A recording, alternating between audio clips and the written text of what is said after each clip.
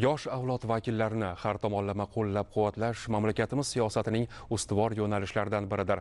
O'zbekiston aholisining 60% dan ortig'ini yoshlar tashkil etilishi ham ularning yurtimiz kelajagini belgilovchi asosiy kuch ekanini ifodalovchi yaqqol misoldir. Mamlakatimiz bo'ylab 1-iyun Xalqaro bolalarni himoya qilish kuni munosabati bilan tashkil etilayotgan turli bayram tadbirlarida ham asosiy e'tibor ertamiz egalarining imkoniyat va salohiyatini ro'yobga chiqarish, ularning vaqtini mazmunli va maroqli tashkil etishga qaratilmoqda. Sana munosabati bilan respublikamiz bo'ylab turli tadbirlar tashkil etildi. Dastlab shu haqda 1-iyun Xalqaro bolalarni himoya qilish kuni munosabati bilan Milliy gvardiya qo'mondonligi tomonidan Yunusobod tumanidagi Qashqar mahalla fuqarolar yig'ini hududida Yangi O'zbekiston baxtiyor bolalar mamlakati shiori ostida harbiy xizmatchi va ishchi xizmatchilarning farzandlari va mahalla fuqarolari bolajonlari uchun bayram tadbiri tashkil etildi.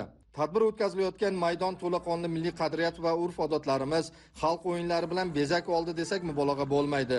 Tosh ko'tarish, arqon tortish, qarab tepdi, yerga rasm solish, shaxmat shashka, tasviriy san'at bo'yicha tanlovlar o'tkazildi. Shuningdek, ot sporti ixlosmandlari uchun alohida burchak tashkil etilib, bolajonlar ot minib ko'rish va ular haqida ma'lumotlar olish imkoniyatiga ega bo'lishdi. Harbiy xizmatchilarimiz farzandlari uchun sport musobaqalari o'tkazilmoqda, jumladan futbol, arqon tortish, shaxmat shashka, shuningdek rasm chizish bo'yicha tanlovlar o'tkazilmoqda. Farzandlarimiz yuqori kayfiyatda o'ynab kulib yurishibdi. Konsert dasturi ham bo'lib o'tmoqda. Tadbir Chinakam yoshlar festivaliga aylanib ketdi desak adashmagan bo'lamiz.